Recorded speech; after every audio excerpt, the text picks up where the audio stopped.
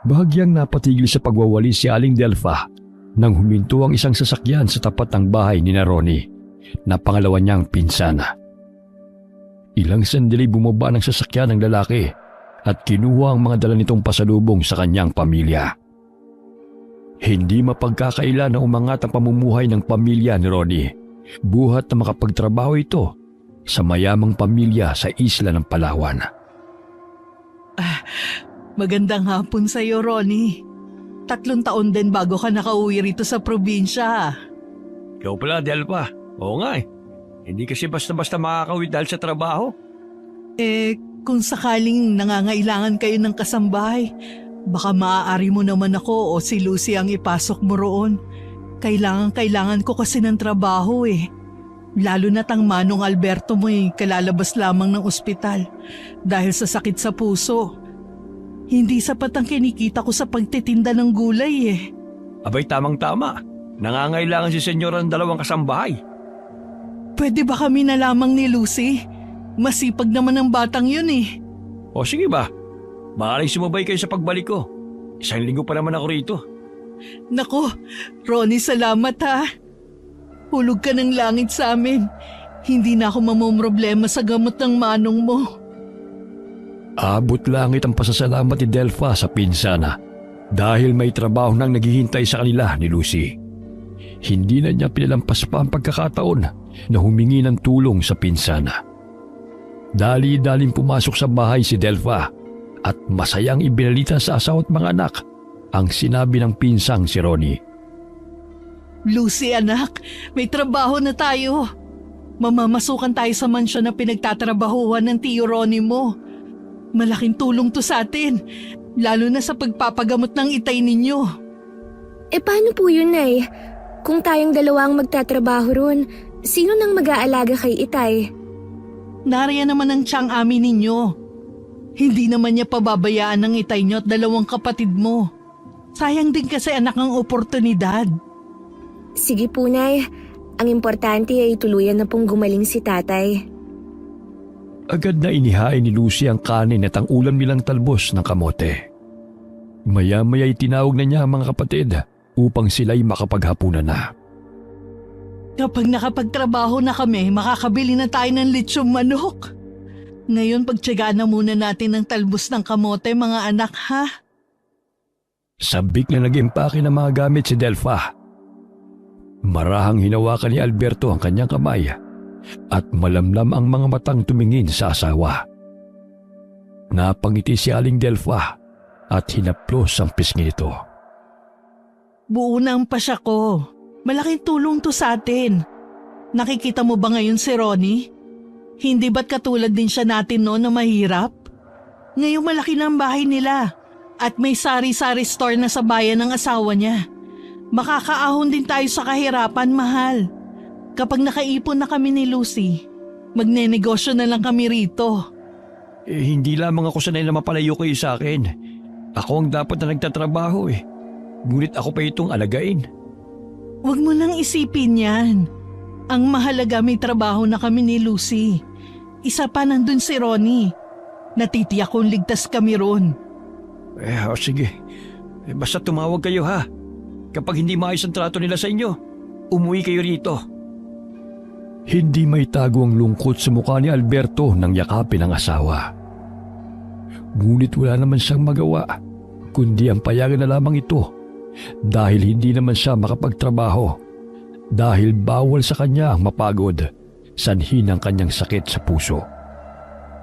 Habang nagsasampay ng labahin ay nagulat si Lucy sa biglang pagsulpot ni Darwin sa kanyang harapan dahilan ng kanyang pagkatumba.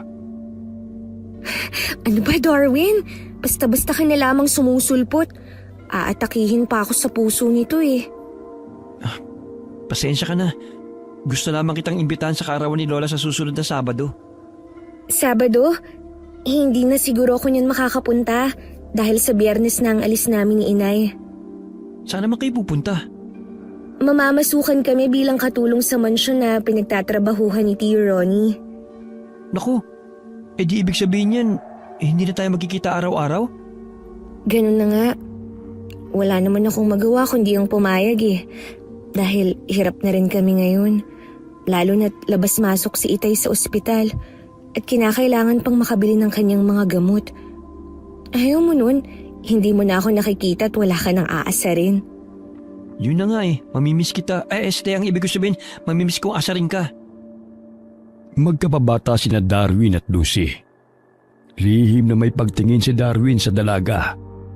Ngunit hindi niya maamin ang nararamdaman sapagkat ayaw niyang masira ang kanilang pagkakaibigan.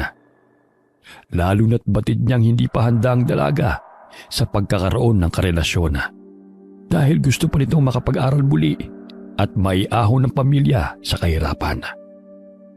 Ito na siguro ang daan upang makapag-ipon ako at makapag-aral muli kapag kumaling na si Itay.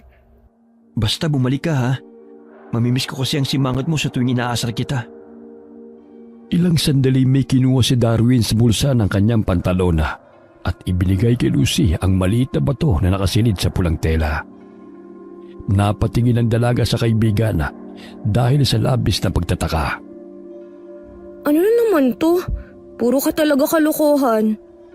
Itago mo yan, Lucy. Malaki may tutulong ng mutyang bato na yan na nagmula sa buboy o cotton tree. Ano naman ang gagawin ko rito? Itago mo yan na mabuti. Proteksyon yan sa panganib. May depensa pangkalahatan. Panlaban sa mga negatibong enerhiya. Lalo na sa aswang at masasamang elemento. Diba sabi mo sa mansyon kayo magtatrabaho? Nasisiguro kong maraming multo ron. Grabe ka naman. Tinatakot mo naman ako Kaya nga binigay ko sa iyo yan dahil alam ko matatakutin ka. Ito pa ang bote na langis. Pahiran mo yan tuwing araw ng Biyernes para lumakas ang bisa ng mutyang yan. Huwag mong ipapahawak o ipapakita sa ibang tao. At huwag mong ihiwalay sa katawan mo. Sige, salamat dito Marami pa akong tatapusing labahin kaya dyan ka na muna. Sumunod si Darwin sa dalaga at tinulungan ito sa pagtitimba ng tubig sa balona. Isang albularyo at manggagamot ang lola ng binata. Kaya't may kakayahan din si Darwin na namanan niya kay Lola Perla.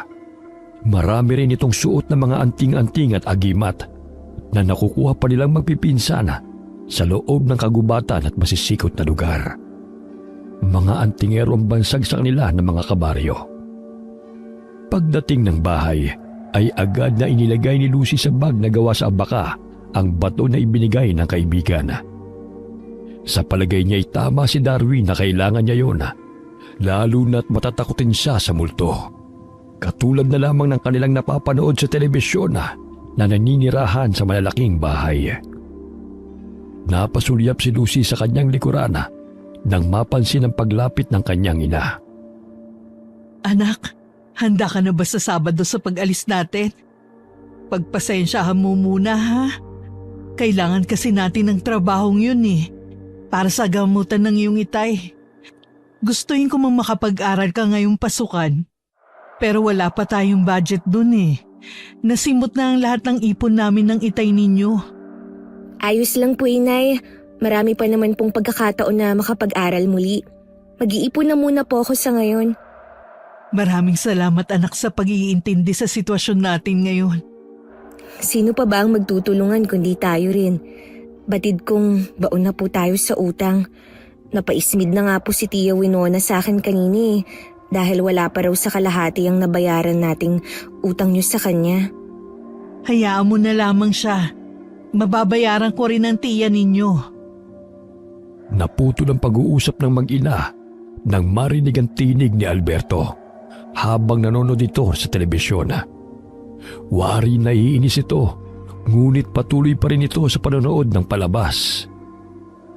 Lumabas ng kwarto si Delpha at tinanong ang asawa kung napano ito. Oh, ano ba nangyayari? Bakit ka na naman nagagalit? Makakasama sa'yo yan Itong pinapanood ko Talamak na naman ang nawawalang mga tao. Sunod-sunod na balitang kidnapping. Patayin mo na nga yung telebisyon. Mamaya atakihin ka sa puso niyan Sigurado na ba kayong sasama kayo kay Ronnie? Bumabagabag sa kalooban at isip kong balita Yun ang kinakatakot ko, Delpha. Nako, ayan ka na naman Huwag ka na masyado mag-isip ng negatibo. Walang masamang mangyayari sa amin ni Lucy doon. Niyakap na lamang ni Delpha ang asawa. Sa hinuha niya ay epekto lamang ng mga gamot ang palaging pag-iisip ng negatibo ng asawa at labis na pag-aalala. Ngunit buo na ang kanyang pasya na magtatrabaho sila sa mansyon sa amo ng pinsang si Ronnie. Labis ang kalungkutang nadarama ni Alberto nang sumapit ang araw ng Sabado sapagkat mawawalay siya sa asawa at anak. Maging sina Oka at Winnie umiiyak habang nagpapaalam sa ina't kapatid. Tumawag kayo kaagad kapag nakarating na kayo ron, ha? Huwag niyong pababayaan ang sarili niyo. Huwag ka mag-alala, Alberto. Kapag masunurin sa aking mga amo, wala magiging problema. Lalo na't maayos sila magpasahod. O sige na, Berto. Mag-ingat kayo rito ng mga bata, ha? Nakausap ko na rin si Ami. Kaya panatag ang kalooban ko dahil nariyan ang kapatid mo. Ang gamot mo, huwag lang pumalya sa pag-inom, ha? Maging si Darwin ay nagpaalam sa kaibigan na mababanag ang lungkot sa mukha nito. Bahagya siyang napahawak sa kamay ni Lucy at napakunot ang noo, sabay na binulungan ng kaibigan. Sandali, Lucy. Tila may masama akong pangitain. Tatakutin mo na naman ako. Maaari bang positibo naman ang ipabaon mo sa akin? Yan kasi, tinubuan ka na ng nerbyo sa kakakape mo. Basta mag-iingat ka ron, ha? Pangangalagaan ka ng mutya na ibinigay ko. Basta wag na wag mong sasabihin sa ibang tungkol doon. At wag mong ihiwalay sa katawan mo anuman na mangyari. Naalala ni Lucy ang sinabi rin sa kanya ni Lola Perla. Kailangan niyang mag-ingat sa lugar na hindi siya pamilyar. Kinakailangan niyang lakasan ang kanyang loob at maging matapang. Dahil sa nagbabadyang panganib na kanyang haharapin. Dumaan siya sa bahay ng matandang manggagamot, isang araw bago sila lumuwas patungong isla. Hindi na iba si Lola Perla sa kanila, sapagkat ang matandang albularyo ay naging malapit sa kanilang pamilya. Ito rin ang tumulong sa kanila upang madala sa ospital ang kanyang ama. Alam ng matandang manggagamot kung ang sakit ay sanhi ng mga elemento o kinakailangan ng ipasuri sa doktor. Niyakap na lamang ng dalaga ang kaibigan at nangakong babalik. Ngunit may bumabagabag sa kalooban ni Darwin at mabigat ang kanyang naramdaman na animoy may mangyayari na hindi maganda. Kumaway na lamang ang mga ito habang hinahatid ng tingin ng kotse kung saan sumakay ang mag-ina kasama ni Mang Ronnie. Mahigit 24 na oras ang biyahe nila bago nakarating sa isla. Sumakay pa sila ng barko upang maisakay rin ang dalang sasakyan ni Mang Ronnie. Napamangha sina Aling Delpha at Lucy nang makitang malaking mansyon na kanilang papasukan. Gawa ito sa sinaunang disenyo na mayahalin tulad sa mga bahay na bato na pinatayo noong panahon ng Hapon. Bagamat malinis itong tignan dahil sa bagong pintura at malawak na hardin. Uulitin ko lamang ang regulasyon sa mansyon. Gawin niyo lamang ang trabaho niyo. Huwag makialam sa ating mga amo. Sa gayon, wala tayong magiging problema. Ayos ba yun, Manang Delpha at Lucy? Mababait naman sila eh. Huwag lang maging pakialamera at gawin lamang ang kanilang pinag-uutos. Tumango ang mag-ina at agad na bumaba ng sasakyan bitbit ang kanilang baga. 10 taon nang nagtatrabaho si Mang Ronnie sa mansyon bilang driver na mag-anak. Sina Ginang at Ginoong Buenavista ay may 2 anak na lalaki at 2 anak na babae. Lahat ay nagtatrabaho. Minsan lamang dumadalaw sa mansyon ng 2 anak na lalaki dahil sa ibang lugar nakadistino ang mga ito bilang doktor at pulis. Tumango ang mag-ina bilang pagsang-ayon sa sinabi ni Mang Ronnie sa kanila. Ilang sandali ay iniluwan ng malaking pintuan ang isang matandang babae. Kahit na matanda na hindi may pagkakaila ang ganda nitong taglay. Mistisa at hindi may kubli ang strikto nitong mukha. Binati na mag-ina ang matandang babae at tumungo ito bilang tugon. Magandang araw po, senyora. Ito po pala ang aking pinsan at pamangkin, sina Manang Delpha at Lucy. Napalanok ng sariling laway ang dalaga nang magtama ang kanilang paningin ng ginanga. Animoy kinikilati sila nito sa pamamagitan ng tingin mula ulo hanggang paa. Ako si Aurora. Siguro'y naikwento na ako ni Ronnie sa inyo. At sinabi na rin niya ang mga patakaran ko dito sa mansyon. Uulitin ko lamang na ayaw ko ang tamad, pakialamera at chismosa. Kung ano ang makikita at maririnig ninyo sa loob ng mansyon ko, ayaw kong inilalabas. Ayoko rin na nakikipagkwentuhan kayo sa ibang tao na hindi ninyo kakilala. Maging sa aking mga bisita. Maglilinis kayo ng mansyon. Maglalaba at kung ano-ano pang mga gawain. Huwag kayong mag-alala. May sarili kaming tagaluto. Huwag na kayong makialam sa kanya. Dahil alam na niya ang kanyang trabaho. Nagkakaintindihan ba tayo? Sumang-ayon na mag-ina. Matapos nakausapin sila ni Senyora Aurora, ay agad na itong tumalikod at bumalik ng silid. Sinamahan sila ni Ronnie sa silid na kanilang tutulugan. O sige, magpahinga na kayo. Maaari rin kayo magluto kapag nagugutom kayo, ha? May sarili kayong lutuan dyan. O sige, maiwan ko na kayo, Manang Delpha. Maaga pa ang trabaho natin bukas. Salamat, Ronnie, ha? Sige, magpahinga ka na rin. Inilibot ni Lucy ang kanyang paningin sa kanilang silid. May sarili silang lutuan at banyo. Namangha siya dahil hindi lahat ng katulong ay may ganoong kagandang kwarto. Naku, Nay, parang buong bahay na po tong silid natin. Sobrang yaman siguro nila senyora, no? Ang laki ng bahay, oh. Ngunit iilan lang sila ang nakatira.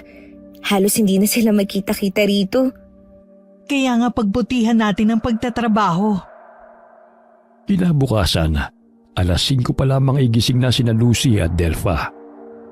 Kumatok sa kanilang silid ang mayordomang si Esperanza at pinagsabihan silang dalawa ng kanilang gagawin. Nagsimulang magpunas ng mga gamit si Lucy at nagwalis. Hanggang sa mapadpad siya sa bandang likod ng bahay na may hagdan pababa at may pintuan siyang nakita.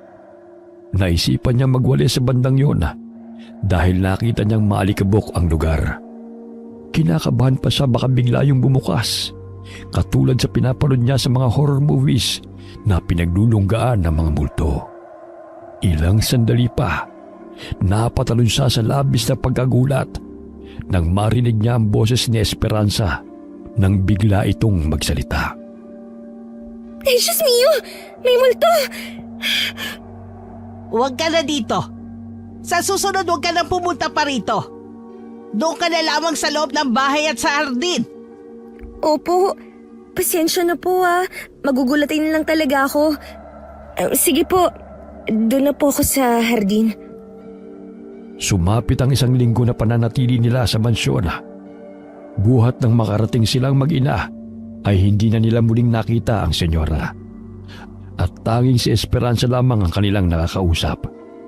Sa isipan ni Lucia ay mas mabuti na yun dahil malaya nilang nagagawa ang kanilang trabaho. Bagamat laking pagtataka niya dahil sinabi ng tiyuhing si Ronnie na doon nakatira sina senyora at ang asawa nito. Ngunit kahit isang beses ay hindi man lamang nila nakita ang senyor.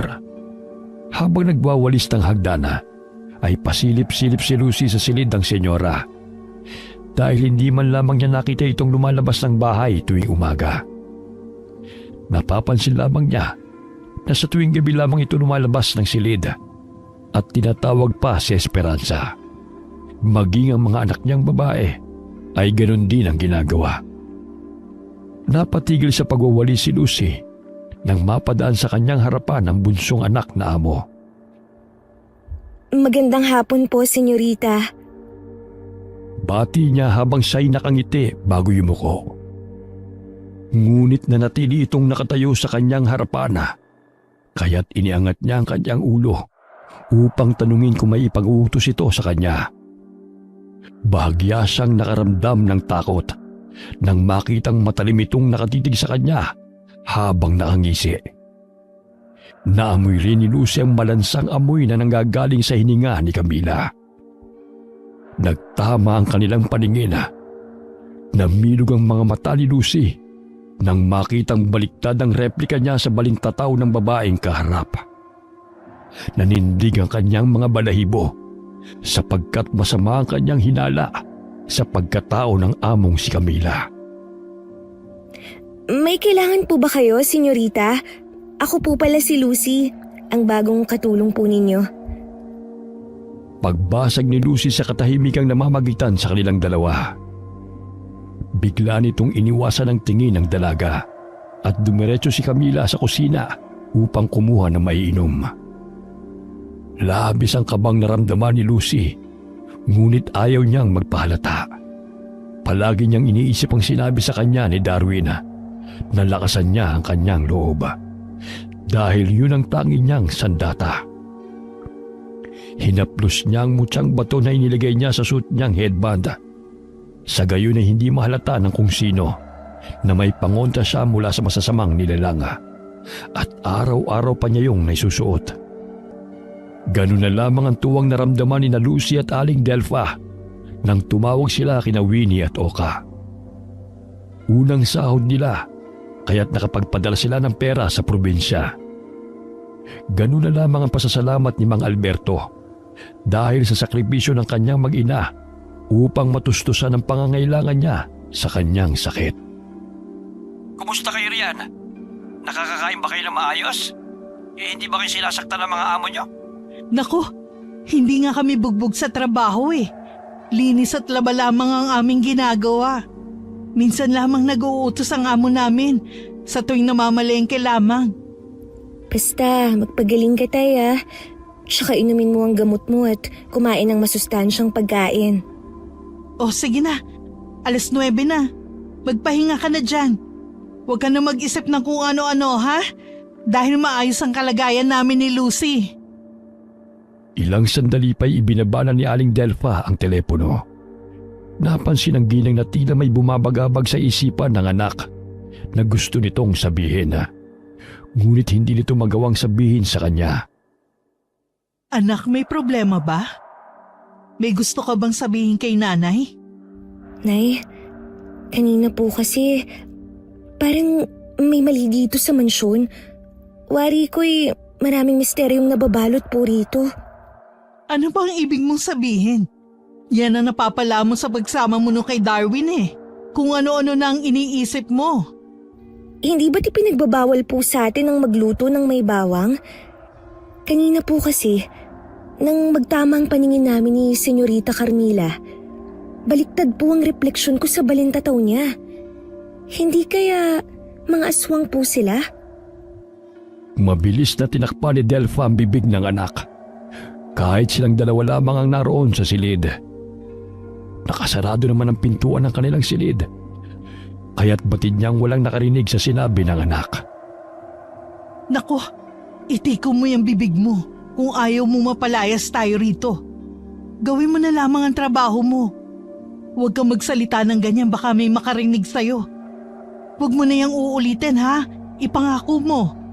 Baka nagugutom ka lang kanina, kaya't yun ang nakita mo. Sige po, Nay. Hindi na po mauulit. Niyakap na lamang ni Lucy ang una na at marahang hinaplos ang headband na may mutyang bato. Hindi siya makatulog dahil sa pabalik-balik sa kanyang mga balintataw ang paghaharap nila ni Camila. Nakiramdam siya sa paligid. Napansin niyang mahimbing nang natutulog ang kanyang ina. May narinig siyang mga kalabog mula sa labas ng kanilang silid. Marahan niyang binuksan ang pinto at sumilip mula sa siwang noon. Napansin niya ang kakaibang tao na mabilis na tumatakbo patungo sa itaas ng hagdana. Kilusot niya ang kanyang mga mata upang makasiguro kung sino o ano yun. Tila kawangis ng asong binalatana, ngunit hubog ng tao na may matalas na mga kuko. Bahagya siyang napapikit at sinaradong mabuti ang pintuan at nanalangin. Diyos ko po, huwag niyo po kaming hayaan ni Inay na mapahamak. Naway iligtas niyo po kami sa masasamang nilalang. Kinaumagahan ay naghanda na si Lucy dahil araw yun ng paglalaba. Hindi naman yun ganun karami, kaya't nagpresenta siya sa ina na siya na lamang ang gagawa nun. Napansin niya ang bahid ng dugo sa damit ng senyora. Alam niyang sariwa pa yun dahil malansa pa ang amoy. Binabad na lamang niya sa tubig na may sabon upang matanggal ang mantsa. Sinabi ni Esperanza sa kanila na may sakit ang senyora. Minsan ay lumalabas ang dugo nito sa ilong, kaya't nababahiran ng dugo ang mga damit nito. Ngunit salungat yun sa paniniwala ni Lucy. Hindi na lamang niya pinipilit ang ina na paniwalaan siya dahil magtatalo lamang silang dalawa. Hindi kaya si Aling Esperanza ay isang aswang din? At bakit sila maghahanap ng katulong ngunit hindi aswang na kagaya nila? Naging malaking palaisipan yun kay Lucy. Nagmanman siya sa loob ng mansyon upang tuklasin ang lihim ng kanyang mga amo. Naiisip niya na wala itong katabing mga kabahayan dahil sinadyang pinatayo roon upang walang makaalam ng kanilang tunay na anyo. Sila rin ang naatasan na mamalengke, ngunit walang sangkap na asin, luya at bawang sa listahan. Dahil ayaw ng senyora sa mga amoy nito sapagkat may allergy siya roon. Araw ng Martes ay may malaking piging na gaganapin dahil ika-75 kaarawan ni Senyora Aurora. Darating ang 2 lalaki niyang anak at mga kaibigan. Napatampal sa bibig si Lucy nang buksan niya ang bag na pinaglalagyan ng bote ng langis. Bumubula ito at umaapaw ang langis. Nakumpirma niya na marahil ang mga bisitang naroon ay mga aswang rena. Nanginginig ang kanyang mga kamay na isinuot ang headband na may mutsang bato. Lumabas siya ng silid upang tunguhin ang kinaroroonan ng ina dahil pakiwari niya'y nanganganib na rin ang buhay nilang mag-ina. Inayos niya ang kanyang sarili upang hindi siya mahalata na alam niyang lahi ng mga aswang ang naroon. Inilagay niya sa suit niyang damit ang maliit na tansyong patalim na binili pa niya sa bangketa nang utusan siyang mamalengke. Kapag namamalengke salitan sila ng ina, hindi sila pinapayagan na lumabas ng mansyon na magkasama. Hinanap niya ang ina, ngunit hindi niya ito nakita sa loob ng bahay. Binabati niya ang lahat ng panauhing naroon na kanyang nakakasalubong. Napansin niya na abala sina Senyora at Esperanza sa pagkipagkwentuhan sa mga bisita. Pasimpleng niyang tinungo ang kusina ng mansyon kung saan ipinagbabawal silang makapasok doon. Nandilat ang mga mata ni Lucy nang makita sa malaking lamesa ang inihay na litsyon na tao. Naninaw niya na hiniwa ng tiyuhin ang hita ng litsyon na tao bago nito tagtarin. Diyos ko, ito palang trabaho ni Tio Ronnie dito. Ayokong maging aswang katulad nila. Maging isa sa putahing ihahanda ngayon. Nagulat si Lucy na mabangga niya sa Esperanza. Napansin niyang galit ang mukha nito nang magtama ang kanilang paningin. Anong ginagawa mo rito? Hindi ba tagsabi ko'y doon ka sa labas mag-asikaso ng mga bisita? Paumanhin po, ma'am. Wala na po kasing yelo eh. Eto pong baso, inutusan po kasi ako ng isang bisita na kumuha. Ako na ang kukuha. Hintayin mo na lamang ako rito at bumalik ka na agad doon. Opo, ma'am. Dali-daling lumabas ng bahay si Lucy at bumalik ng hardin kung saan naroon ang mga bisita. Napabuntong hininga siya nang makita si Aling Delfa. Agad siyang lumapit sa ina at mahigpit niya itong niyakap. Oh, ano na naman ba yan, anak? Kita mong abala ko sa pag-aasikaso sa mga bisita. Bigyan mo ng Diyos sa mga bisitang naroon sa mesang nasa dulo. Abay, nanlalamig ka na yata. Magpahinga ka na muna kung pagod ka na. Hindi po. Dahil po siguro sa dinala kong yelo kanina. Halos masuka si Lucy nang makitang takam na takam ang mga bisita sa pagkain ng litsyon na tao. Ngunit pinipigilan lamang niya ang sarili upang hindi mahalata ng mga bisitang naroon na alam na niya ang lihim ng kanilang amo. Binigyan ng litsyon ni Ronnie sina Delpha at Lucy, kaya't sabik na kumuha si Delpha sa pinggana. Nay, nakakasama po yan. Alam mo naman ang sakit ni tatay, di ba? Ayoko pong mangyari din sa inyo yun. Paminsan-minsan lang naman to, anak eh. Kaya wag mo na akong pagbawalan. Eto na lang pong saging ang kainin nyo para maganda sa kalusugan. Pag nakatikim kayo niyan, baka araw-arawin nyo ang litsyon. Ay, o sige na nga. Hindi na ako kakain. Ikaw talagang bata ka. Naging abala sa pagsasayaw ang mga bisita.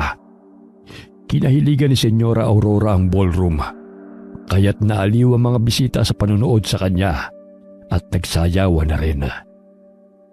Lihim na pinuntahan ni Lucy ang basement kung saan siya pinagbabawalan ni Esperanza na maglinis. Dahan-dahan siyang nagkubli sa mga halaman upang marating ang naturang lugar. Pinihit niya ang siradora ng pinto. Sa pagkakataong yun ay nabuksan niya yun. Sinilip niya kung anong nasa loob ng silid. Naaninaw niyang nakaupong matandang lalaki na kumakain ng sariwang laman ng tao. Nakakadena pa ito habang takam na nilalantakan ang pagkain. Tila namanhid ang buong katawan ni Lucy sa nasaksihan. Napalingon ang matandang aswang sa kanya at nanlilisik pa ang mga mata na gusto siya nitong abutin. Marahan niyang sinarado ang pinto at bumalik sa mga bisita. Bukas ang gate kaya may pagkakataong makatakas si Lucy. Ngunit nawawala na naman sa kanyang paningin ang ina. Kaya't bumalik na naman siya sa loob ng mansyon upang hanapin ito. Nakita niyang abala ito sa pag-aasikaso sa mga bisita. Ilang sandali tinawag niya ang ina at pasimple niya itong hinila patungo sa gate. Ngunit nanlumo siya nang biglang sumarayon at wala na silang pagkakataon na makaalis sa mansyon. Alam ni Lucy na ang naging handa ay laman ng tao. 9:00 pa lamang ay natapos na ang pagdiriwang at nagsiuwian na ang mga bisita. Tinipon na lamang ni Lucy at Aling Delpha ang pinagkainan at inutusan sila ni Esperanza na ipagpabukas na ang ibang lilikpitin. Nangangatog ang katawan ni Lucy nang isarado ang pintuan ng kanilang silid. Umiiyak siyang niyakap ang ina. Oh, ano na naman ang nangyari sa'yo? Nay, kailangan na po nating makaalis dito. Maniwala ka sa akin. Nanganganib ang buhay natin. Pakiusap, Nay. Kahit ngayon lang makinig ka naman sa akin. Ano ba ang ibig mong sabihin? Nay, mga aswang sila. Baka tayo na ang kanilang lapain o maging aswang din tayo.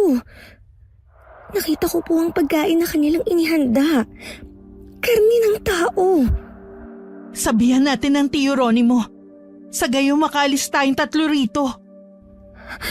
Huwag, Nay. Alam ni Tio ang lahat. Siya mismo ang tumadtad sa nilitsyong tao. Pakiusap, Nay. Huwag kang magpapahalata na alam na natin ang lihim nila. Kailangan nating makaalis dito sa lalong madaling panahon. O sige, sarado mo nang mabuti ang pinto. Magpahinga na muna tayo. Mag-iisip ako ng paraan para makaalis tayo rito. Hinarangan ng kama ni Lucy ang pinto. Sa gayon ay mahihirapan ang aswang na makapasok sa kanilang silid. Magkatabi silang mag-ina. Kahit anong pagod ay hindi makatulog si Lucy dahil sa kanyang mga nalaman. Kinaumagahan ay nasimot na ang lahat ng natirang handa sa pagdiriwang. Tanging ang mga hugasin na lamang ang naroon. Nagluto ng sariling pagkain ang mag-ina at hindi kumain ng mga inihanda sa pagdiriwang. Ang dahilan nila ay hindi sila sanay kumain ng karne at natatakot silang magkasakit sa puso. Kaya puro gulay at isda na lamang ang kanilang kinakain. Ang dahilan kung bakit normal na tao ang kinukuha nilang kasambahay ay upang hindi matuntun o sundan ng mga kalaban ng mga aswang ang tinitirhan ng pamilya ni na Senyora Aurora. Dahil inuutusan nila ang mga ito sa pamamalengke o anumang gawain na may kinalaman sa paglabas ng bahay. Isang araw ay nagpaalam sina Delpha kay Esperanza na uuwi sila ni Lucy ng probinsya dahil nagkasakit si Winnie. Ma'am, uuwi sana kami ni Lucy ng probinsya. Kahit 3 araw lang kami roon. Kailangan kasi ko ng anak ko eh. At si Lucy sasama sa kanyang ama sa pagpapacheck up sa doktor. Oo, bakit 2 pa kayo? Di ba pwedeng ikaw na lang at maiwan dito si Lucy? Wala nang maglilinis sa mansyon kung magkasama kayong umalis. Kailangan po kasi kami ng anak at asawa ko eh. Ikaw ay papayagan na makauwi. Ngunit si Lucy ay mananatili rito. Ipapahatid na lamang kita kay Ronnie. Maluha-luha ang mga matang sinulya pa ni Delpha ang anak. Ngunit mahigpit siyang hinawakan ni Lucy sa kamay. Agad na tumalikod si Esperanza at tinungo ang kusina. Ayos lang yun, Nay. Kaya ko ang sarili ko. Tsaka mas mabuting ikaw ang umuwi dahil kailangan ka ni Tatay. Pero anak, natatakot akong iwanan ka rito. Parehong mga nganib ang buhay natin kung hindi ka aalis dito. Magtiwala ka sa akin, Nay. Kaya ko po ang sarili ko. Patawarin mo ko, anak, ha? Dahil ako ang dahilan ng ikakapahamak mo. Nay, wala po kayong kasalanan. Sige na, mag-impake na kayo. Sa gayon ay magkikita na rin kayo ni Tatay.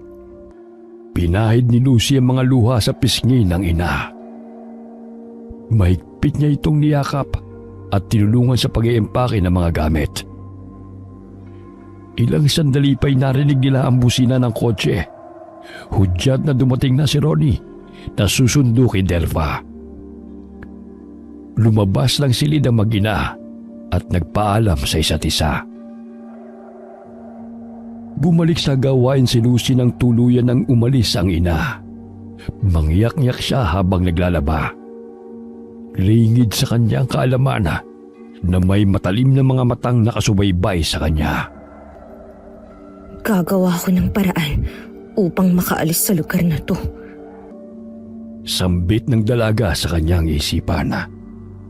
Hindi siya makapaniwala na kapalit ng malaking halaga ay naging kasapi ng lahi ng mga aswang ang tiyuhing si Ronnie.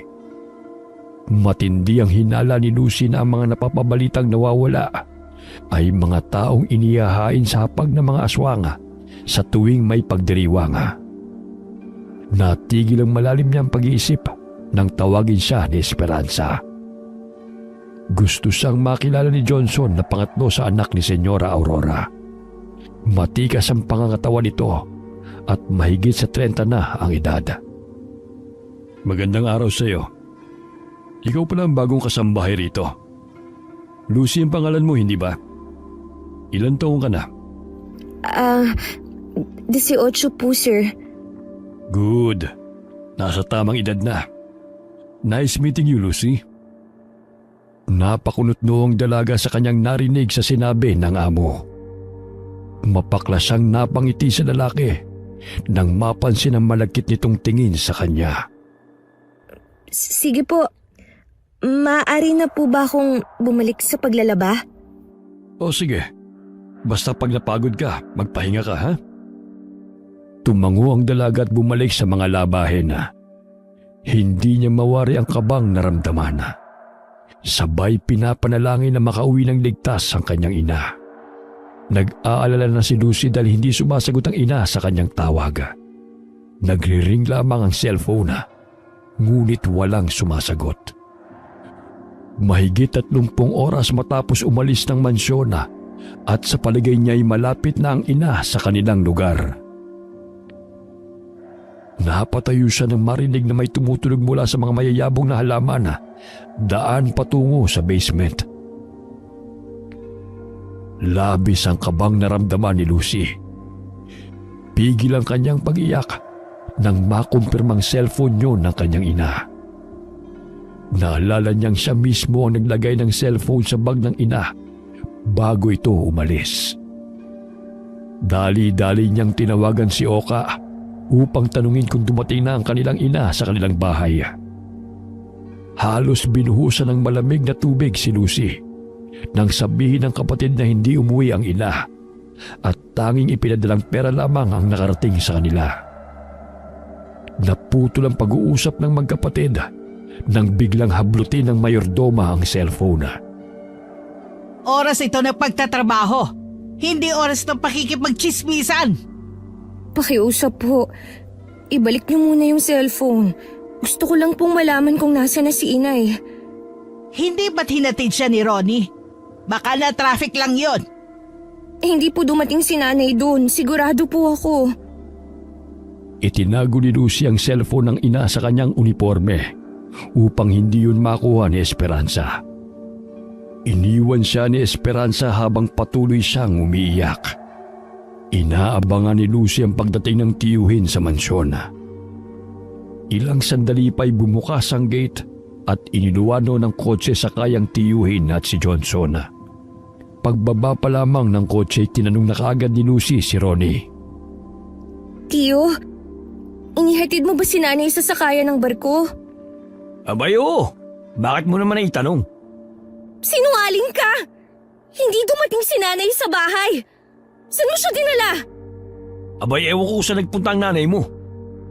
Sigurado akong dala niya ang kanyang bag nang umalis kayo. Bakit may nakita akong gamit niya rito?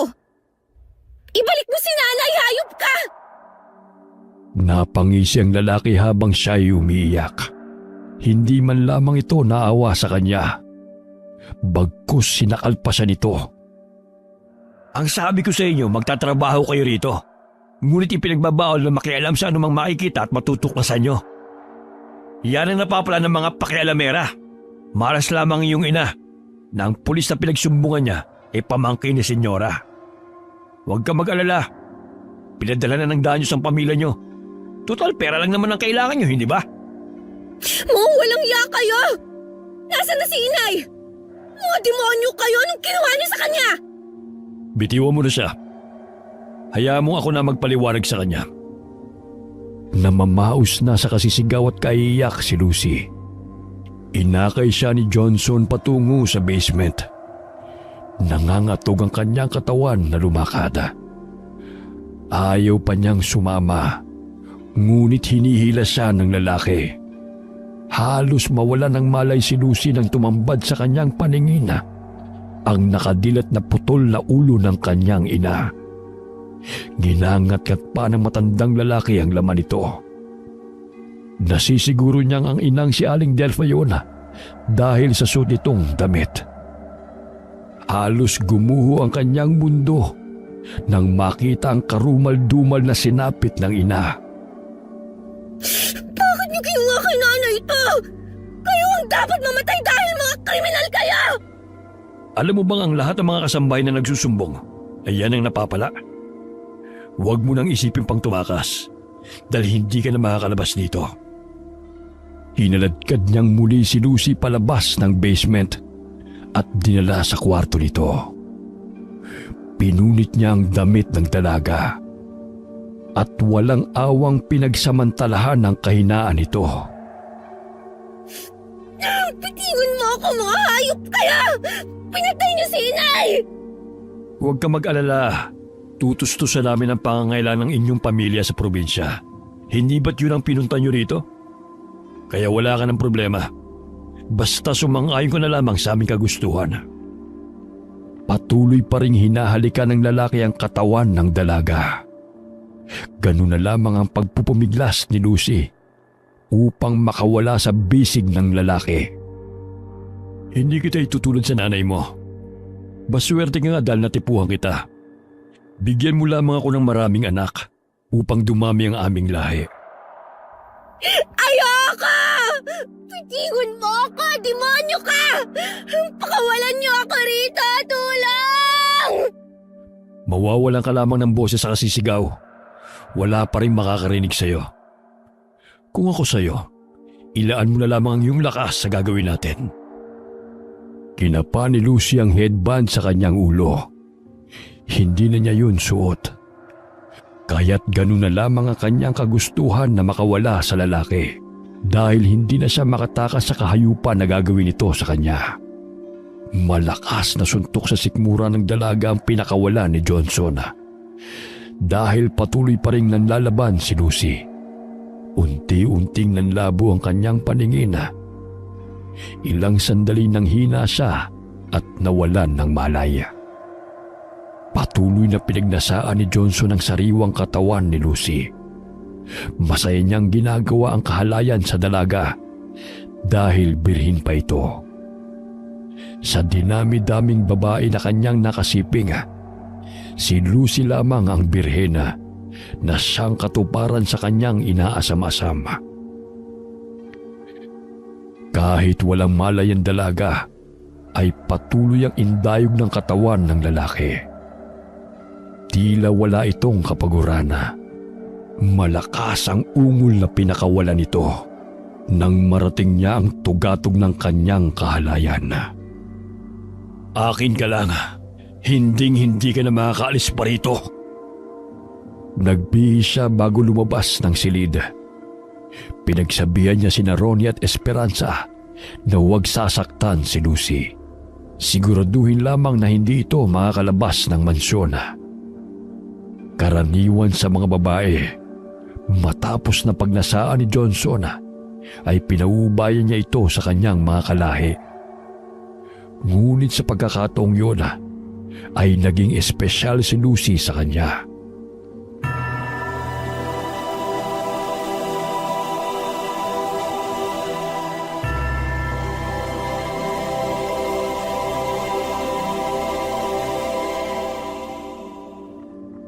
Nagising si Lucy na masakit ang ibabang bahagi ng kanyang katawan.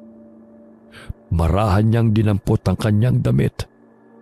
Ngunit niluray-luray na yun ang lalaking lumapastangan sa kanya.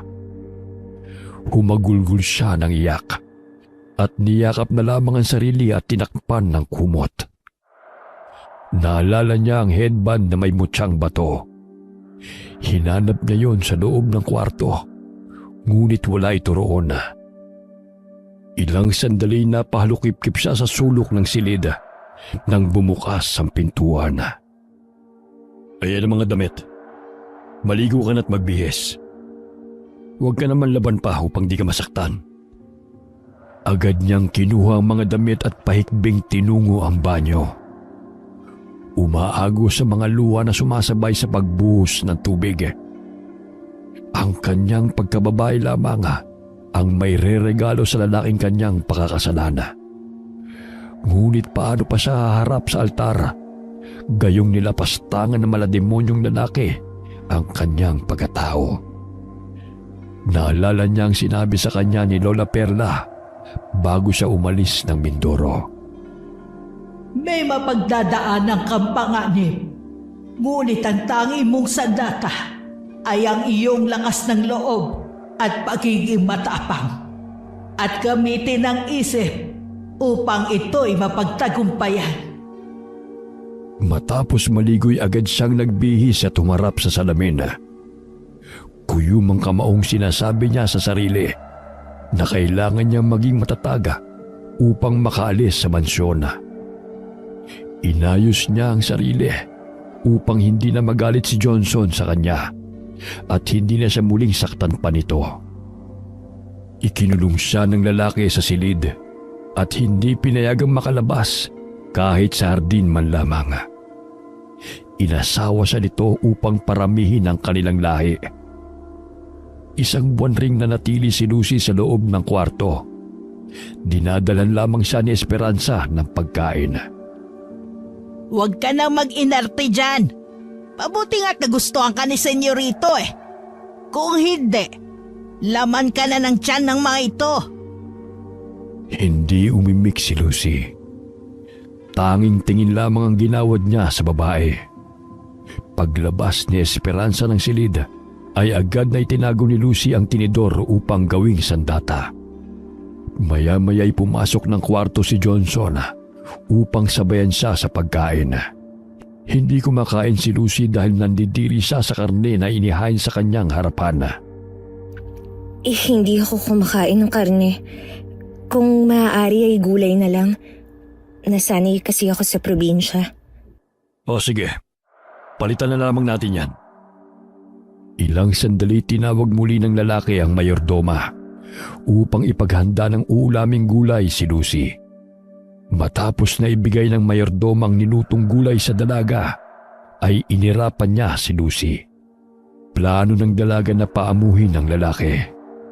Sa gayon ay pumayag ito sa kanyang mga kahilingan. Naging mabait siya kay Johnson at hindi lumalaban sa tuwing gusto man itong may mangyari sa kanila. Senyorito, maaari ba akong magpahangin sa hardin? 1 linggo na rin kasi akong nakakulong. Hindi naman ako makakalabas ng mansyon. Napatigil ito sa pagguya ng pagkain at napatitig kay Lucy. Napabuntong hininga na lamang ang dalaga at nagpatuloy sa pagkain. Sapagkat mababanaag sa mukha ng lalaki ang hindi pagsang-ayon sa kanyang nais. O sige, basta't huwag kang gagawa ng bagay na ikakagalit ko. Tumango si Lucy at lihim na nakaramdam ng pag-asang makatakas. Matapos niyang kumain ay tinungo niya ang hardina. Pasimple niyang hinanap doon ang headband na naglalaman ng mutyang bato ng buboy. Napangiti siya nang makitang naroon ito sa ilalim ng mayabong na halaman. Mabuti na lamang at hindi ito natagpuan at sinunog ni Esperanza. Agad niya yung isinuot at dali-daling bumalik sa silid na tinutulugan nilang mag-ina. Naalala niyang araw yun ng Biyernes, kaya't kinakailangan niyang pahiran ng langis ang mutya upang mapalakas ang bisa nito. Binuksan niya ang kanyang baga. Nakita niyang konti na lamang ang natirang langis dahil sa umapaw ito. Kinuha niya ang bote at pinahiran ng langis ang mutyang bato sa headband. Kaya pa ng langis na palakasin ang bisa ng mutya. Mutyang bato ng buboy. Sana tulungan mo akong makatakas dito. Protektahan mo ako sa masasama at panganib. Lalo na sa piling ng mga aswang. Hindi man lubos na alam ni Lucy kung paano palakasin ang bisa ng mutya. Ngunit patuloy siyang sumasambit ng panalangin. Kinuha niya mula sa ilalim ng kama ang maliit na tansong patalim at itinago yun sa kanyang bulsa, kasama ang bote ng langis. Agad siyang lumabas ang silid ng may marinig na mga yabag at bumalik sa hardina. Hindi basta-bastang nagbubukas ang gate dahil kinakailangan pa ng remote control o di kaya yung pinipindot na password sa gilid nito. Tanging si Esperanza ang humahawak ng remote. Ang password naman ng gate ay tanging ang mga ito lamang ang nakakaalama. Sa 5 buwan na kanilang pamamalagi sa mansyon ay hindi man lamang itinuro sa kanila ni Esperanza. 6 na numero ang kinakailangang pindutin. Ngunit paano ko kaya malalaman yun? Bigla siyang nagulat at napatigil sa pag-iisip nang may humawak sa kanyang bewanga. Hinalik-halikan siya sa leeg dahilan ng kanyang pandidiri. Gusto niyang lumayo at sampalin ang lalaking gumagawa noon sa kanya. Subalit pinipigilan niya ang sarili upang hindi makagawa ng ikakagalit ng lalaki. Hinila siya nito sa kwarto at doon na naman ginawa ang kahalayan sa dalaga. Yan ang gusto ko, mabait at masunurin. Kalimutan mo na ang iyong pamilya. Tanggapin mo nang dito ka nararapat sa mansyon kasama ang aming lahi. Nanginginig ang mga kamay ng dalaga at gusto niyang saksakin ang lalaking nakadagan sa kanya. Ngunit hindi naman niya magawang makalabas ng mansyon dahil hindi niya mabuksan ang gate. Nangingilid ang mga luha sa kanyang mga mata at nagpatialod na lamang sa ginagawa ng lalaki sa kanyang katawan. Sumagi sa kanyang isipan ang mukha ni Darwin at ang pang-aasar nito sa kanya. Pinanghahawakan niya ang pangako sa kaibigan na siya'y babalik ng probinsya. Gusto kong bumuo ng pamilya kasama ka. Sa dinami-daming babae na aking nakasiping, ikaw ang kakaiba sa lahat. Gusto kong magkaroon tayo ng maraming anak. Natameme si Lucy sa sinabi ni Johnson sinisigurado nito na hindi na siya makakalabas ng mansyon. Ngunit kinakailangan niyang linlangin ng lalaki. Magtataka ang pamilya ko sa probinsya kung puputulin mo ang ugnayan ko sa kanila. Lalo na ang pagpapadala ng pera. Ang alam nila maayos ang kalagayan namin dito. Sakaling wala silang natatanggap na pera buwan-buwan, magtataka at mag-aalala ang mga yun. Yun lang ba ang problema mo? Huwag ka mag-alala. Dodobling ko ang binibigay mo sa kanila. Basta't maging masunurin ka lang sa akin. At huwag mong tatangkain na tumakas. Dahil hindi ako magdadalawang isip na patayin ka. Tumango ang dalaga at napangiti ng pilit. Hinalikan siya ng lalaki sa noo bago ito bumangon at nagbihis. Huwag ka mag-alala. Sinabihan ko na si Esperanza na ipagluto ka ng iyong nais. Nakausap ko na rin ang aking mga magulang at kapatid ng tungkol sa atin. Kaya walang makakagalaw sa iyo rito bukod sa akin. Hindi ba nila ako papatayin? Kagaya ng ginawa nila sa ibang mga bihag? Ikaw ang napili kong maging asawa. Kaya walang sino man na makakapanakit sa iyo. Pagmamay-ari na kita. Naiintindihan mo ba? Hindi makatulog si Lucy dahil sa lalim ng kanyang iniisip. Itinago niya ang maliit na tansyong patalim sa lumang florera na naroon sa kanyang silid. Tumayo siya sa bintana at inilibot ang mga mata kung saan maaari siyang makadaan.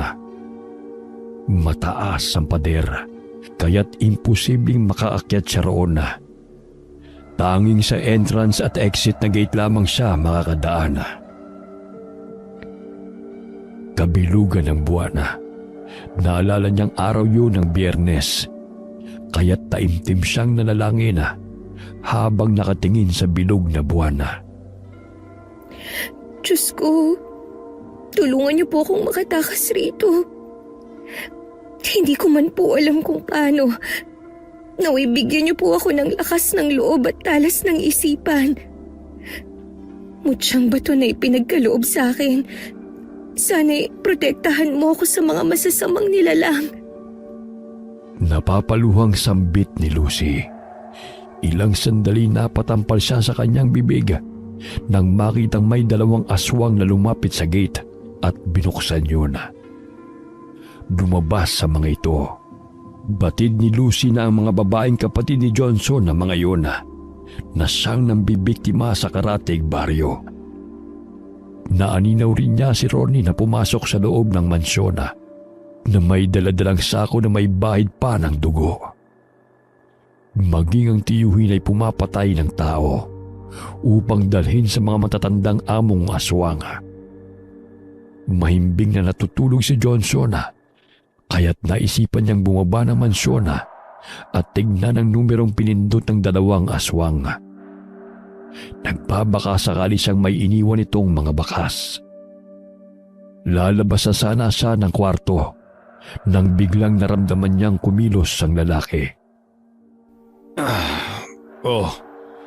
Bakit gising ka pa? Patulog ka na. Magbabanyo lang ako. Naiihi kasi ako Napapikit si Lucy dahil munti ka na siyang mahuli ng lalaki sa kanyang pagtakas. Bahagya siyang napaupo sa banyo at maluhaluhang napasubsob sa kanyang mga palad. Maya-maya'y pinahid niya ang kanyang mga luha at bumalik sa kanilang higaan. Maagang nagpaalam si Johnson sa kanya dahil may trabaho pa ito sa bayan. Ang aswang na katulad ng mga ito ay nakikisalamuha kasama ng mga tao. May mga pangontra mga ito upang itago sa mga albularyo at manggagamot ang tunay nilang pagkatao. Maliban na lamang sa mga magagaling na albularyo ay wala silang takas. ang kanilang mataas na posisyon sa gobyerno ay siyang dahilan kaya naikukubli nila ang krimen na kanilang ginagawa. Napapabilis ang kanilang pagpatay ng mga tao upang gawing pagkain ng kanilang lahi. Hindi na ganun karami ang kanilang angkana dahil ang iba'y natuntunan ng mga maalam na mga babaylana.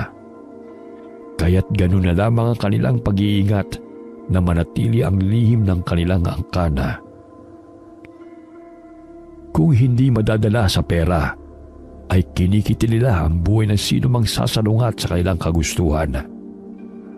Karamihan sa kanila ay profesional, katulad ng doktora, pulis, sundalo, politiko at iba pang nagtatrabaho sa gobyerno. Karamihan sa kanila ay nagkukunwaring tumutulong sa mga tao upang pagtakpan ang tunay nilang pagkatao. Kahit papano'y naging malaya si Lucy sa mansyon at hindi na siya kinukulong ni Johnson. Bagamat bantay sarado pa rin siya ni na Esperanza at Senyora Aurora sa tuwing hindi umuwi sa mansyon si Johnson. Nagkaroon siya ng pagkakataon na may sagawa ang naisipan niyang plano habang abala si Esperanza sa pagluluto sa kusina.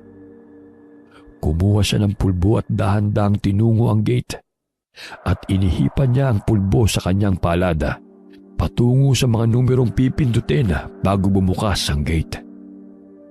Nang mapansin niyang papalapit si Esperanza sa kanyang kinaroroonan, ay dali-dali siyang tumabi sa mga halaman at kunwari nagagandahan siya sa mga bulaklak.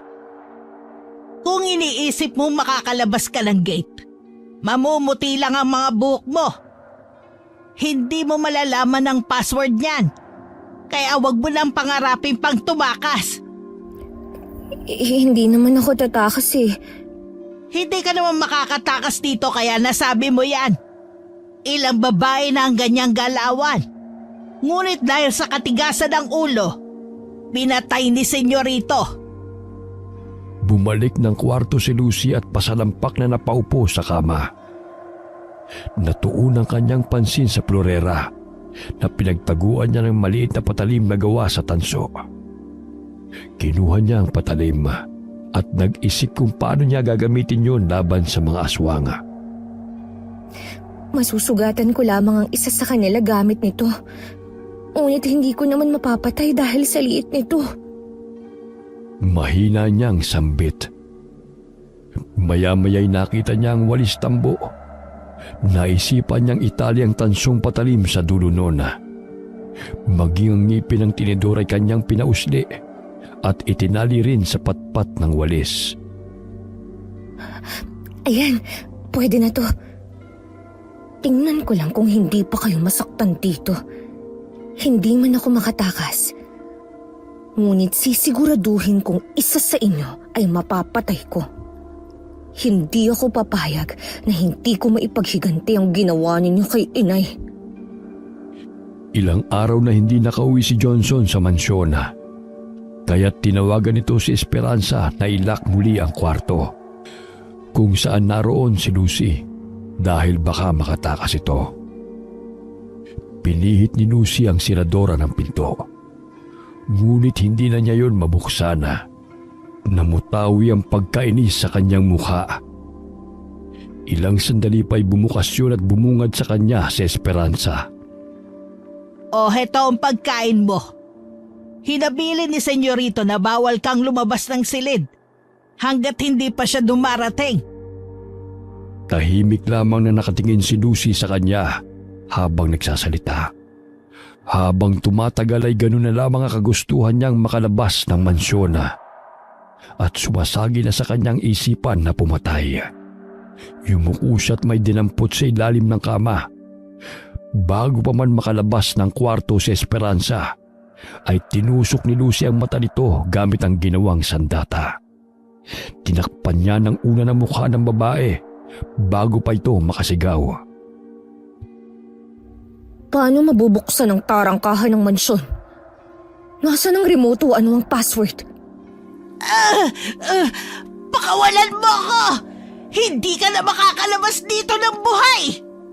Ikaw ang papatayin ko kung hindi mo sasabihin kung paano mabubuksan ang gate.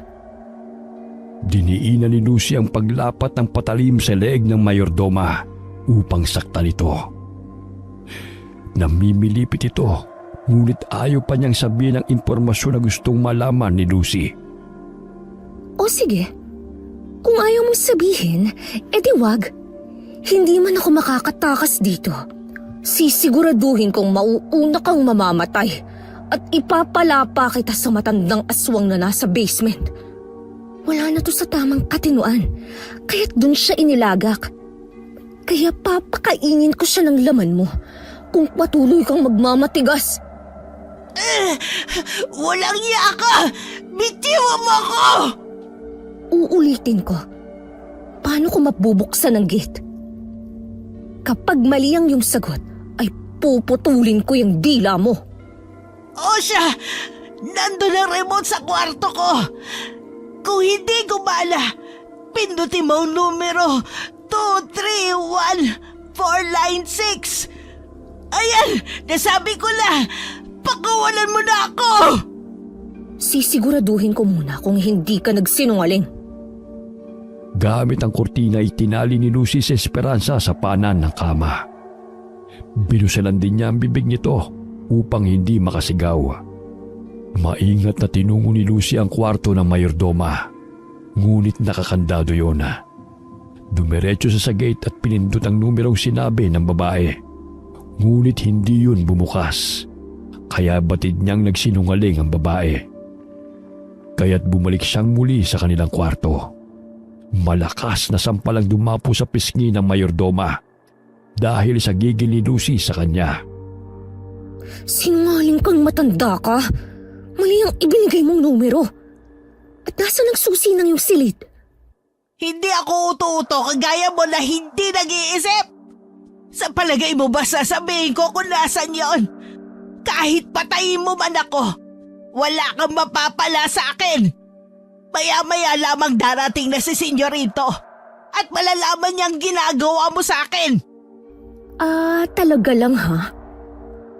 Itinarak ni Lucy ang tinidor sa hita ng babae. Ganun na lamang ang pamimilipit nito sa sakit. Maagap na binubusulan ni Lucy ang bibig ng babae sa tuwing magtatangka itong sumigaw.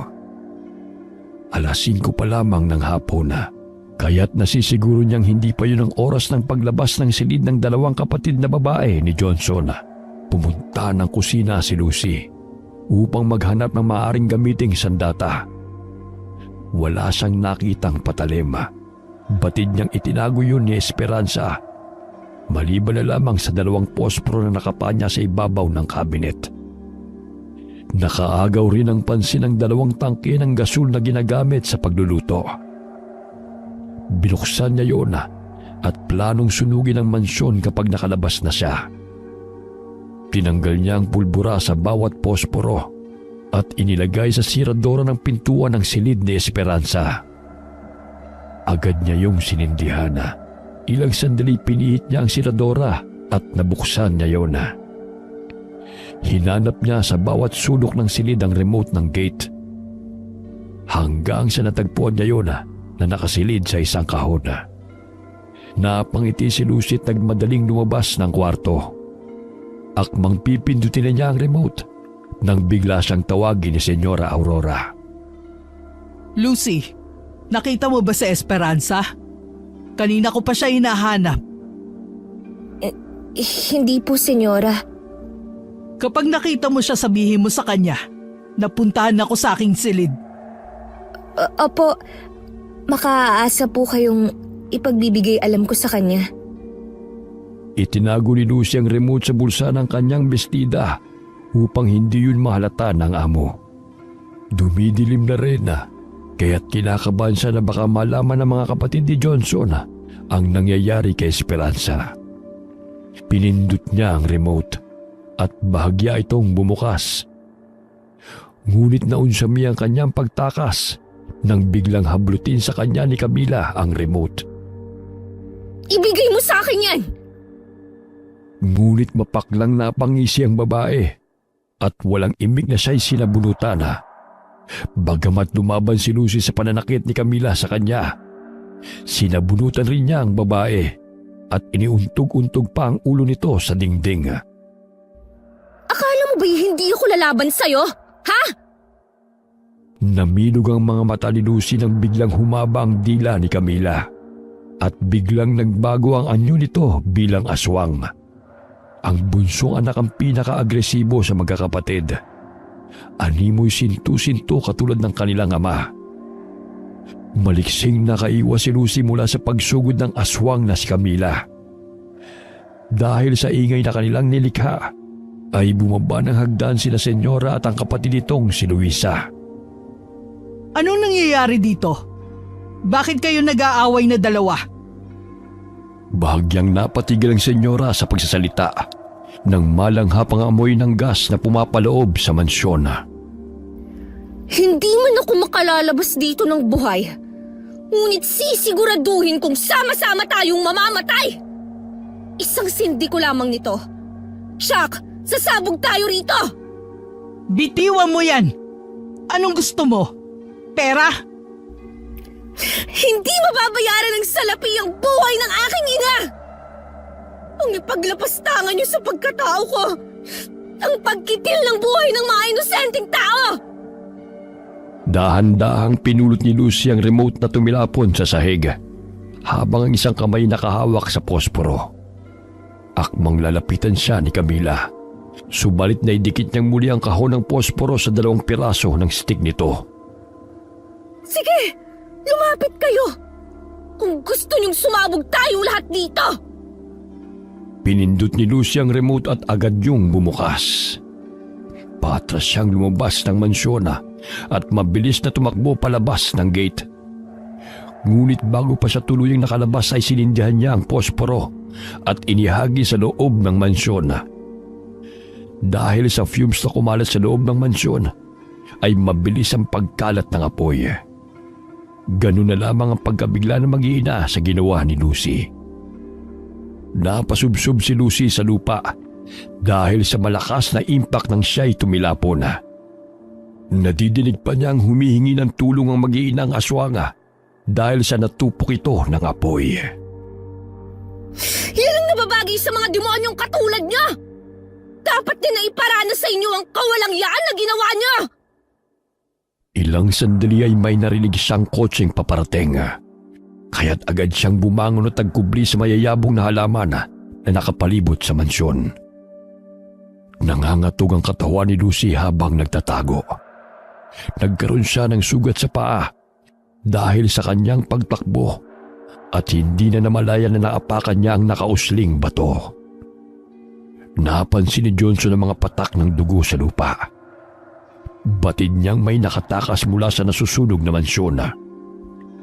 Gumapang si Lucy palayo upang hindi siya maabutan ng lalaki. Subalit inutusan nito si Ronnie na hanapin ang nagmamay-ari ng dugo na pumatak sa lupa. Lucy, ikaw ba yan? Lumabas ka! Hindi kita sasaktan! Patuloy na sinusundan ng lalaki ang bakas ng dugo na kanyang nakikita sa lupa. Hanggang sa mapadpad siya sa kasukalan. Nakapa ni Lucy ang sanga ng kahoy, kaya't nanginginig ang kanyang kamay na hinawakan niya yon. Bigla siyang nagulat nang may humawak sa kanyang balikat at tumakip sa kanyang bibig. Namilog ang kanyang mga mata nang tumambad sa kanyang paningin si Darwin. Shh! Lucy, ako to si Darwin. Huwag kang lumikha ng ingay. Malapit lamang sila. Mahigpit na niyakap ni Lucy ang kaibigan dahil sa labis na tuwa. Inalalayan siya ni Darwin na tumayo at dahan-dahan silang lumakad palayo sa nasusunog na mansyon. Ngunit sunod-sunod na putok ang kanilang narinig nang makita sila ni Johnson. Kaya tumakbo sila ng matulin patungo sa loob ng kasukalan. Akala niyo ba'y makakatakas kayo? Sisiguraduhin kong pagbabayaran mong ginawa mo sa aking pamilya, Lucy! Naninaw ng dalawa na nagpalit ng anyo si Johnson.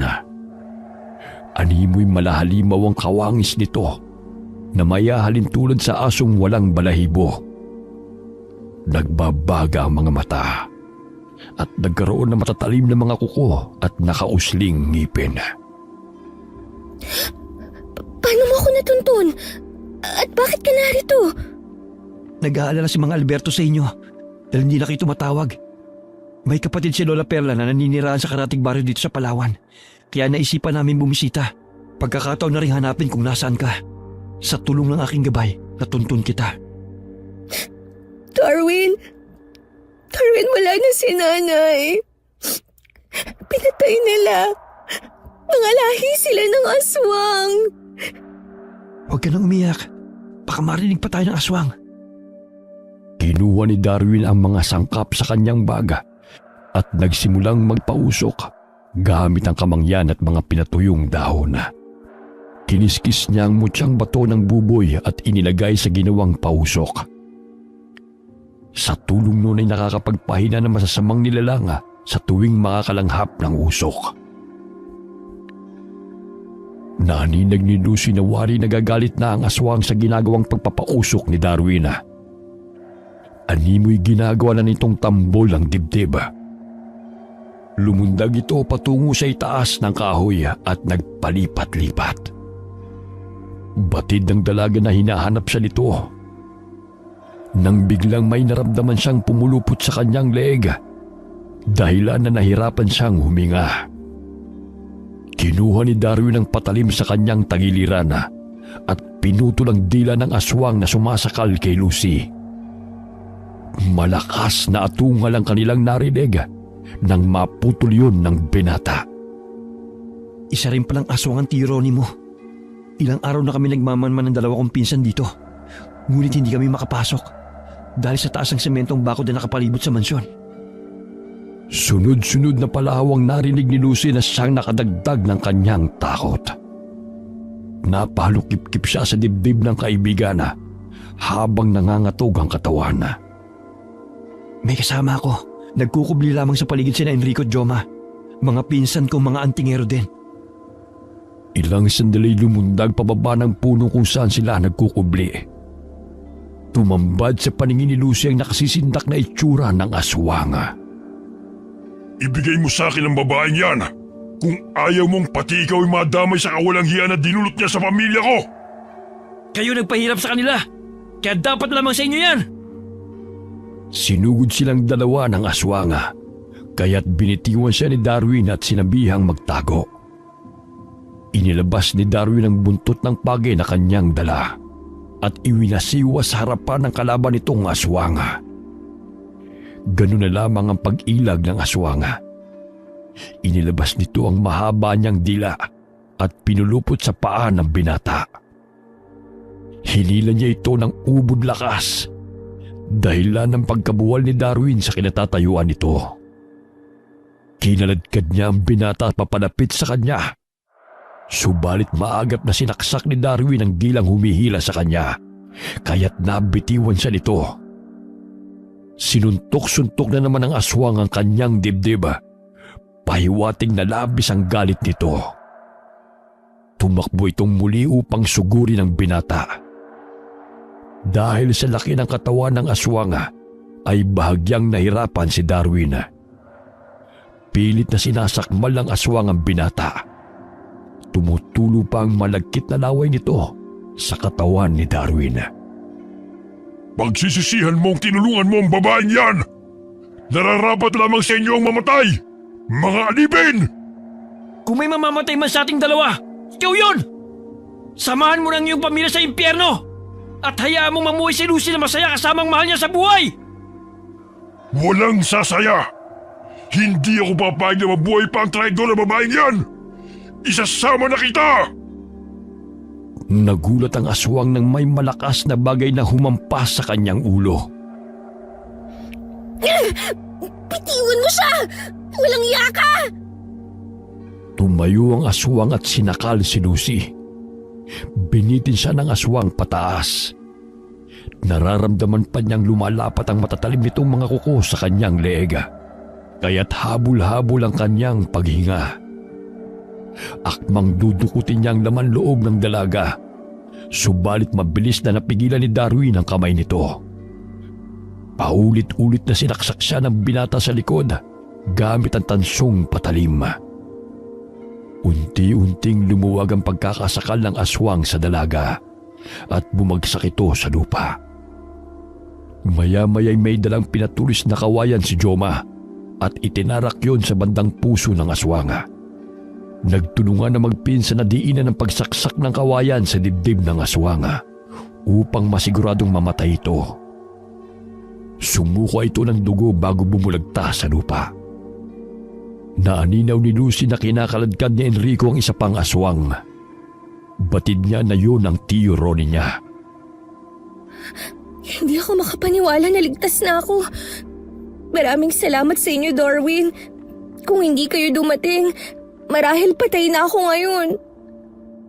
Labis ang tuwa ng niyakap ng dalaga ang kaibigan habang umiiyak. Ilang sandali pa'y may narinig silang tunog ng bumbero.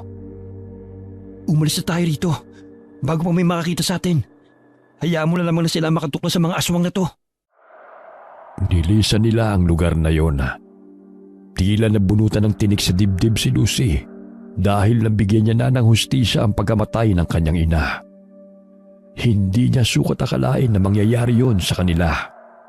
Dahil sa matinding pagod ay nawala ng malay si Lucy habang tinatahak nila ang daan patungo sa bahay ng nakababatang kapatid ni Lola Perla. Isa rin itong manggagamot at kumadrona. Nang makarating sa bahay ay agad niyang inihiga si Lucy sa banig. Awang-awa siya sa kaibigan dahil sa sinapit nito.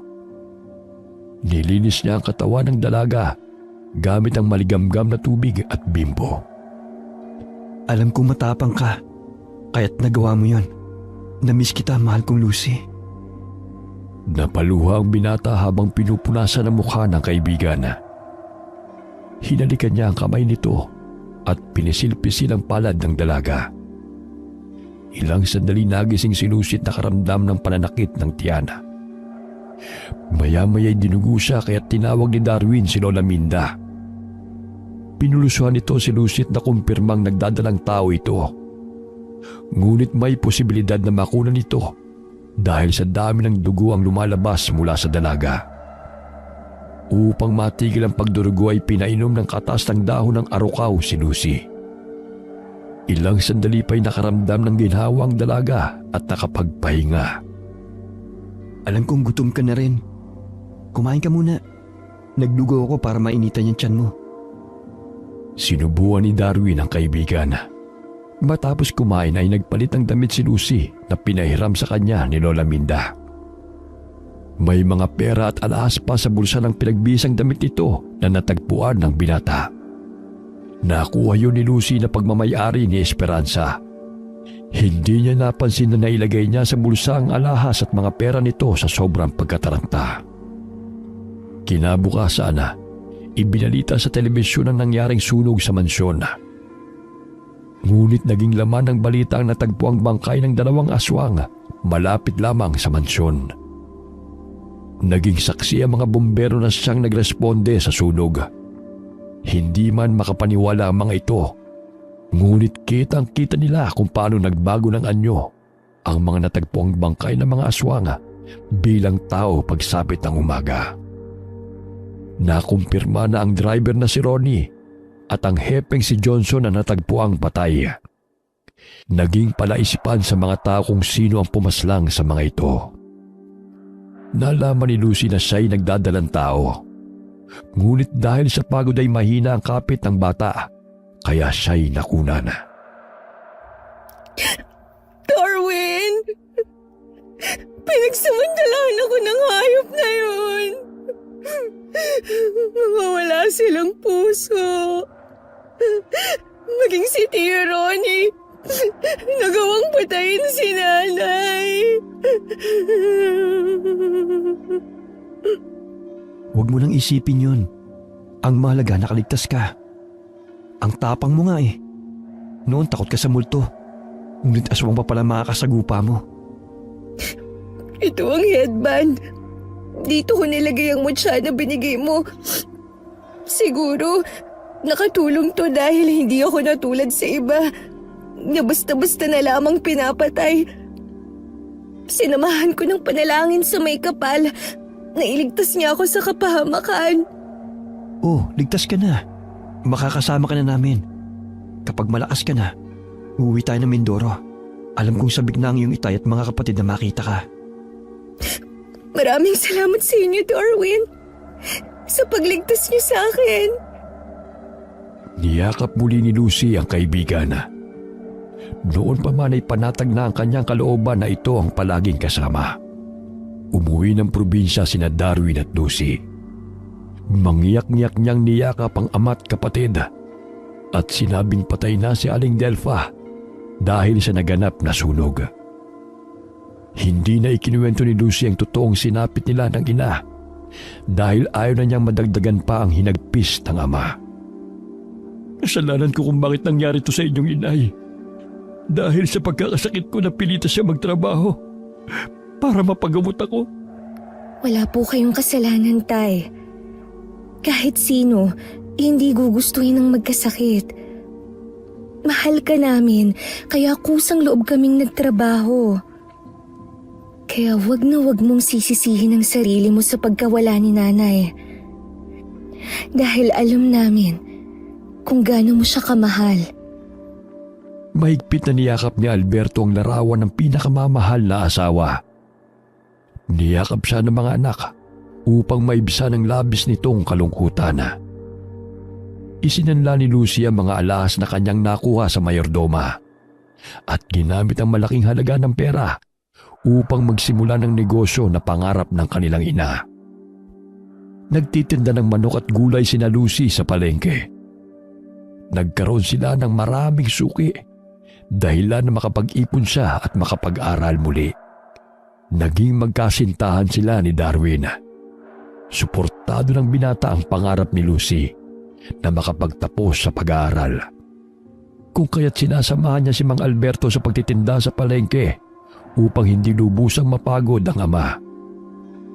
Masakit man ang pinagdaanan ng pamilya ni Lucy, ngunit pinilit nilang makabangon mula sa pagkakalugmok. Tanging parte na lamang ng alaala ang mapapait na pinagdaanan ni Lucy sa kamay ng mga among aswanga. Sa buhay natin, may mga tao talagang ginagamit ang kahinaan ng iba upang magawa ang pangabuso at panlalamang sa kapwa. Ngunit ang lahat ng masasamang gawain ay hindi magdudulot ng tunay na kasiyahan. Maaaring magkaroon ng material na bagay, ngunit hindi ka nito mabibigyan ng kapanatagan ng isipan at kalooban. Sa mundong ating ginagalawan ay mas nangingibabaw sa ngayon ang mga material na bagay na siyang pinangangalandakan sa madla dulot ng makabagong teknolohiya. Nasusukat na ang kasiyahan ng tao sa mga makabagong gamit at pagpaparami ng salapi. Bagamat hindi lingid sa ating kaalaman na ang tunay na kasiyahan ay ang pagkakaroon ng payapa at simpleng buhay, may pananampalataya sa Poong lumikha at pagmamahal sa kapwa. Wakas.